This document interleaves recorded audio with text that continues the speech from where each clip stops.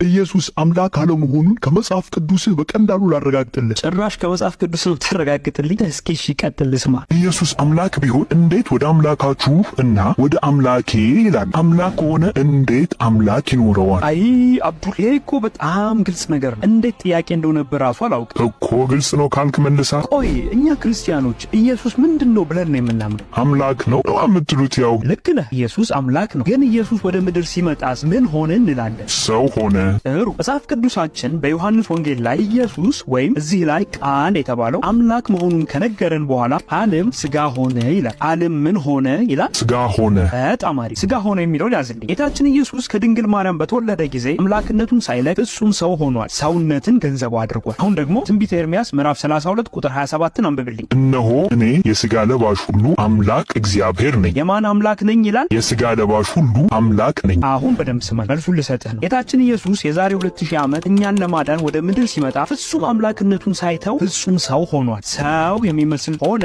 ሳይሆን በትክክል ሰው ነው የሆነው። እና ኢየሱስ ፍጹም ሰው ሲሆን አምላክ የለሽ ኤቲስት የሚሆን ይመስልሃል? አይ እንደሱ እንኳን አይመስለኝም። አብዱሌ ልክ ነህ። ሰው በመሆኑ ምክንያት አምላክ ይኖረዋል ማለት ነው። እግዚአብሔር የስጋ ለባሽ ሁሉ አምላክ ከሆነ ኢየሱስ ደግሞ ስጋን ገንዘቡ ካደረገ ኢየሱስ ሰውነትን ገንዘቡ ከማድረጉ የተነሳ አምላክ ይኖረዋል ማለት ነው። አለቀ። ይህንን ግን ልብ አድርግ። ኢየሱስ አምላክ አለው የተባለው ስጋ ከሆነ ወይም አምላክነቱን ሳይለቅ ሰውነትን ገንዘቡ ካደረገ በኋላ ብቻና ብቻ ነው። እንግዲህ አንተ የጠቀስከው ጥቅስ ኢየሱስ ሰው መሆኑን ነው የሚያመለክተው። እኛ ደግሞ ይህንን ክደን አናውቅም። ኢየሱስ ሰውን አምላክም ነው የምንለው። እንግዲህ አንተ እንደዚህ ያሉ ጥቅሶችን ኢየሱስ ሰው መሆኑን የሚያመለክቱ ጥቅሶችን ያመጣ ይሄው ስትል ይቅርታ አድርግልኝና ለክርስትና ምንም አለማወቅህን ኡስታዞች የሚሉን ብቻ እየደገምክ እንዳለ ነው የምታሳየኝ።